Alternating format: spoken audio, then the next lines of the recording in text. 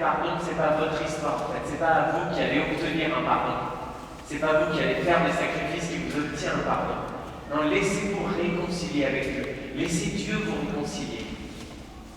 Laissez Dieu faire ce chemin. Vous savez, une fois qu'on a découvert l'amour de Dieu, il y a une joie infinie. Et en même temps, cet amour nous met en vérité. Il nous fait découvrir nous-mêmes comme nous sommes.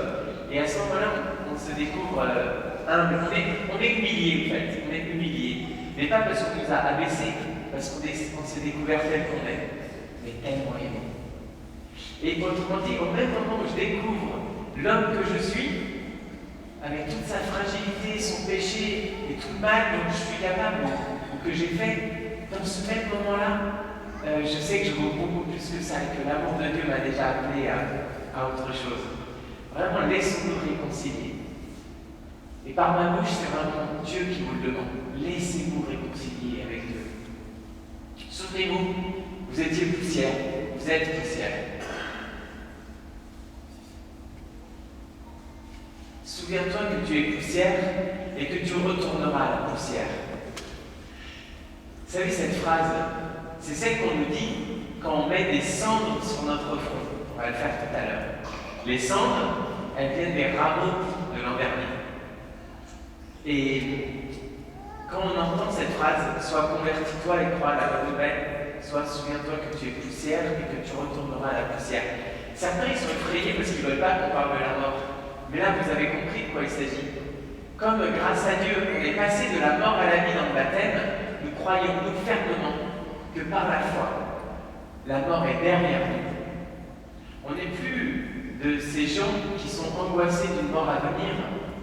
Non, nous sommes passés de la mort à la vie par la foi, par le baptême. Autrement dit, quand je me souviens que je suis poussière, en même temps, je me souviens que l'amour de Dieu est plus fort que la mort. Et donc que ce qui guide ma vie, ce n'est pas la mort, c'est son amour. Il y a un prêtre qui disait, quand tu es baptisé, tu es plus superficiel, tu es un super-fils du ciel. Du coup, je l'ai retenu. Et c'est un peu ça en fait, tu es un super-fils du ciel, quoi, par le baptême. En fait, on finit tout ce qui est apparence, fin de l'apparaître. Je ne sais plus si je l'ai écrit ou pas. Ah oui, c'est ça. Il y en a qui disent tout apparaître. Et en fait, quand on essaye de ne pas être soi-même, bon, c'est un peu la cagnotte. Quand on essaye de ne plus être soi-même, mais seulement donner de l'apparence, vous voyez, eh bien on est dans l'apparaître. Il n'y a pas notre être personnel, on n'est plus là. Mais quand Dieu nous aime, au contraire, là on entre dans l'essentiel et ici, fini l'apparence, fini de faire semblant, fini de se comporter en fonction du regard des autres. Les enfants, eux, ce qu'ils aiment, c'est que les parents les aiment. Alors les enfants, ils font des choses pour faire plaisir à leurs parents, et c'est génial. Mais à un moment, on apprend qu'on ne fait pas les choses pour faire plaisir, on les fait justement parce qu'on sait de quel amour on est aimé, et non pas pour être aimé. Vous voyez ce changement qui se fait dans notre vie, et ça c'est la découverte d'une grâce incroyable, d'une grâce qui coûte. Je vous ai préparé un petit livret, mais il n'est pas paru encore. Et donc j'espère qu'on l'aura dimanche. Et c'est pour vous aider à suivre pendant tout le temps de carême et de Pâques toute une progression. Et là, on verra pendant le temps de carême ce qu'est la repentance. La repentance, c'est vraiment la réconciliation, la conversion. Et dans ce livret, je mets un extrait d'un livre de Bonhoeffer, c'est un pasteur qui écrivait ça. La grâce à bon marché, ça veut dire la grâce facile, quoi. C'est la prédication sans pardon. La prédication du pardon sans la repentance. C'est-à-dire, ah mais Dieu t'aime, c'est bon, tu n'as pas besoin de changer, tu n'as pas besoin de te reprocher ce que tu as fait de mal. Non, non, Dieu t'aime, c'est bon. Prédication du pardon sans la repentance. Ou la justification du péché et non pas du pécheur. Ah oui, j'ai fait du mal, mais bon, tu sais, je suis un être humain, Seigneur. Non, ce que j'ai fait de mal, c'est vraiment mal. Par contre, Dieu va dire, je connais ton mal, mais toi je t'aime. Dénonciation du péché. Par contre, la grâce qui coûte, vous savez pourquoi elle nous coûte? C'est parce que quand Dieu nous aime, il nous appelle à être disciples de Jésus et de Jésus-Christ.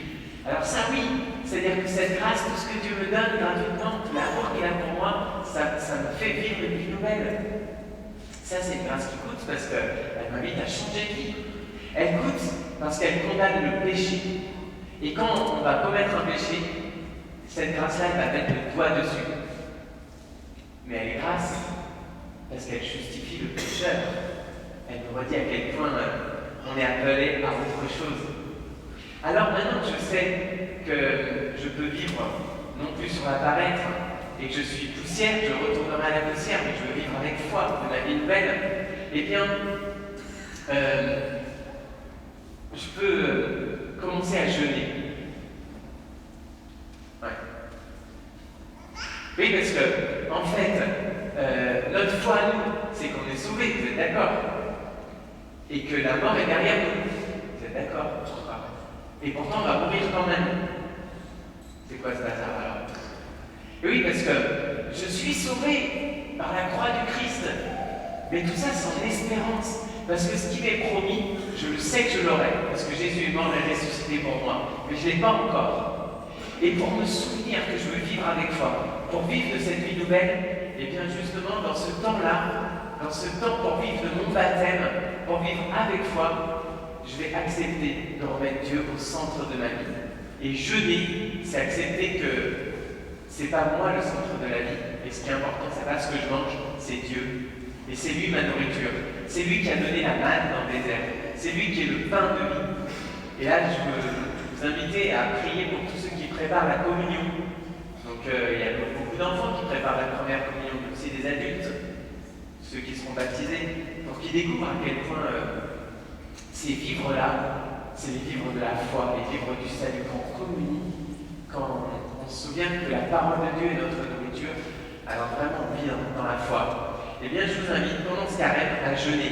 Alors d'habitude, on fait tous les baratins pour dire qu'on jeûne d'Internet, on jeûne de cigarettes et tout. Bon, revenons à l'essentiel. On jeûne de nourriture. Basta. Ok? C'est simple comme ça et tout le monde peut le faire. On jeûne de nourriture. Parce qu'à partir du moment où je jeûne de nourriture, je sais ce que j'ai à faire. Vous voyez? Et surtout, quand je jeûne de nourriture, je me souviens de quelle est ma nourriture. Alors par exemple, si un jour je mange moins, par exemple, on va faire une salade. C'est vite fait une salade. Donc, je ne fais pas trop de courses, je fais vite la salade, très peu de vaisselle en plus. Donc, il n'y a pas beaucoup de vaisselle pour cette salade. Donc, je gagne du temps en course, je gagne du temps en faisant la cuisine, je gagne du temps pour manger, je gagne du temps en faisant la vaisselle. Et tout ce temps que je gagne me rappelle que la nourriture c'est Dieu, et donc je peux prier. C'est pas mal? Et donc je prie. Là, j'ouvre la Bible à ce moment-là. Et quand j'ouvre la Bible, qu'est-ce que je découvre? Que ce qui ruine le monde, c'est le péché, justement. Et que moi, je suis invité à contribuer à vivre le bonheur de Dieu, à en être les témoins. Et me voilà capable, puisque j'ai moins dépensé de sous en plus, de donner de l'argent, de donner du temps.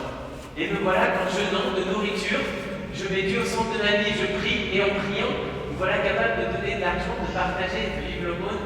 En fait, j'aurais vécu tout l'évangile. Il suffit de moins manger. Ça va? Donc on essaye pendant 40 jours. Il n'y a que 2 jours de jeûne dans l'Église catholique, aujourd'hui et puis le vendredi saint. Et pendant ce carême, je vous invite à jeûner tous les jours, d'accord? Sauf le dimanche. Mais tous les jours, ça veut dire manger avec frugalité, vous voyez, manger peu, manger bien, manger tout ce que vous voulez. Mais voilà, on ne se sert pas, on ne gaspille pas, surtout on ne gaspille pas. Si par exemple maman, papa il a fait 3 fois trop de riz, on mange du riz tous les jours. On ne jette pas quoi. Et vraiment, essayons de faire ça. On ne va pas rajouter 3 sauces quand il y a un truc. Donc ça vous paraît idiot ce que je dis? Et non mais simplement, essayons de manger léger, de manger simple, de manger des choses qui ne prennent pas de temps. Et vous verrez que tout le temps que vous allez gagner, vous allez le convertir en prière. Parce que c'est ça notre nourriture. Et puis vous verrez, vous gagnerez de l'argent avec ça, vous allez économiser de l'argent. Donc vous pourrez le donner. Ça marche.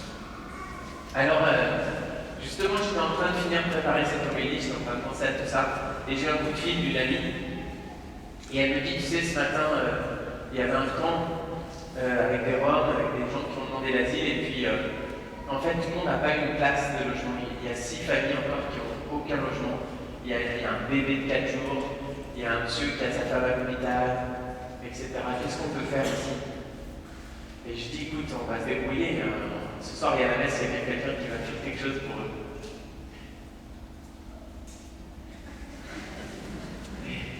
Ben oui, parce que si carrément on commence pas comme ça, en fait on sent bien que ce qui pourrit notre société, ce qui fait qu'on est tous dépendants, qu'on retombe dans. Parfois c'est des trucs sur internet, d'autres fois c'est la drogue, d'autres fois c'est de l'alcool. Vous voyez, tout ça, ça vient du péché des hommes. Dès qu'il y a du malheur dans ce monde, c'est quelque part on n'est pas assez solidaires les uns avec les autres. On se laisse pas assez réconcilier avec Dieu. Et donc c'est notre rôle à nous dans cette église de rendre ce monde meilleur. On va y arriver.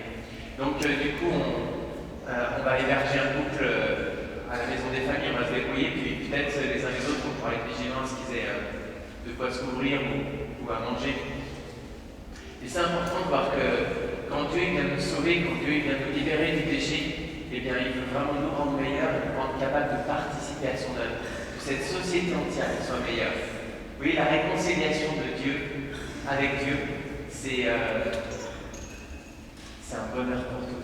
Alors vous pourrez dire, Seigneur, prends pitié de moi, prends pitié de moi. Seigneur, regarde le mal que je subis, prends pitié de moi. Tu m'as fait pour le bonheur. Tu vois les deuils que j'ai vécus, les souffrances que j'ai vécues, prends pitié de moi. Je sais que tu m'aimes, je sais que tu veux me rendre heureux. Et puis d'autres fois, vous redirez ça, Seigneur, prends pitié de moi, à l'aide, parce que je continue à pécher, parce que j'arrive pas à m'en sortir. Je suis dans mes travers, je suis dans mes chaînes. Et moi, je sais que non seulement tu m'as créé pour le bonheur, mais en plus, tu m'as créé pour que moi, j'apporte du bonheur, pour que moi, je travaille avec toi. Comme il disait Saint Paul, qu'on puisse travailler avec Dieu. La grande grâce, c'est que, vous voyez, quand on demande pitié, Seigneur, on fait un gros changement. Souvent, les gens, ils continuent à se comporter que d'une manière morale.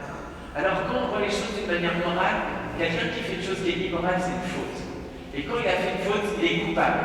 Et s'il est coupable, il faut le mettre en prison. Ou alors on va lui donner une peine, ou se venger. Et Dieu vient changer ça. Et il vient dire, vous savez, moi je vous ai appelé à la sainteté. Je vous appelle à vivre avec foi dans cette vie. Et si vous tombez, c'est pas une faute, c'est un péché. Et si vraiment vous péchez, si vous savez que vous êtes pécheur, si vous connaissez mon amour, alors vous aurez de la contrition dans le cœur. Vous découvrirez l'amour de Dieu plus fort que le péché. Et vous découvrirez le Sauveur. Vous découvrirez Jésus-Christ. Vous découvrirez le salut et sa miséricorde pour vraiment ne plus retomber dans les travers qui vous avaient éloigné de toi. C'est ce chemin-là qu'on découvre qu'on est poussière, que Dieu nous réconcilie, que nous faisons. Et je vous invite simplement, et par ma bouche, c'est le Seigneur qui vous invite, laissez-vous réconcilier